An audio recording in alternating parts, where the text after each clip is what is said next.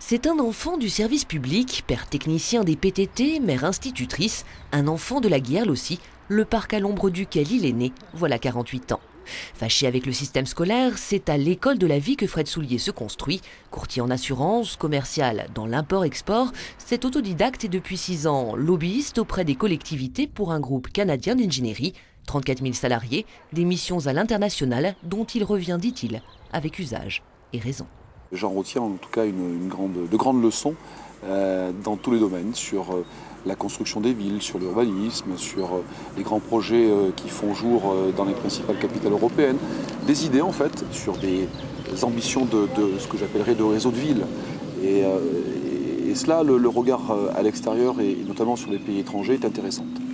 Une parole tout en retenue et en phrases bien apprises, un sérieux de bon élève qu'il affichait au soir de sa victoire. Pas d'exultation chez cet homme réservé, peu disert sur ses émotions ou sa vie privée, et qui se veut avant tout pragmatique et prudent.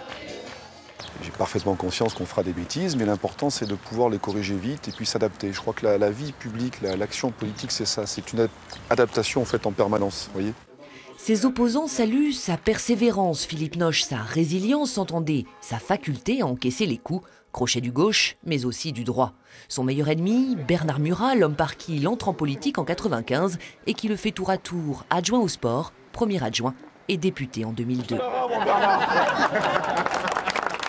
Seulement voilà, élu conseiller général en 2004, il accepte la vice-présidence que lui offre Jean-Pierre Dupont, une trahison pour Bernard Murat, qui lui conteste dès lors le leadership à droite. Cette légitimité, il va la gagner au premier tour des municipales, en balayant la liste dissidente de son ancien mentor, bien obligé de s'incliner.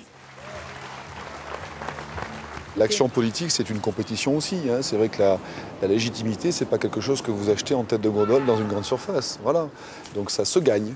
Et pour le coup, les gens, ce qu'ils retiennent, c'est simplement votre engagement politique pour faire. Pas pour durer, pour faire. Et ça, c'est vraiment la leçon que je tire. Et c'est en tout cas la promesse que je prends à partir d'aujourd'hui, de me consacrer à 100% à ma ville, rien que pour la ville, rien que pour notre territoire, sur le bien commun et l'intérêt général. Une droite progressiste, proche des brivistes et loin des petites querelles partisanes, c'est ce que souhaite incarner le futur maire de Brive, qui se veut accessible et normal.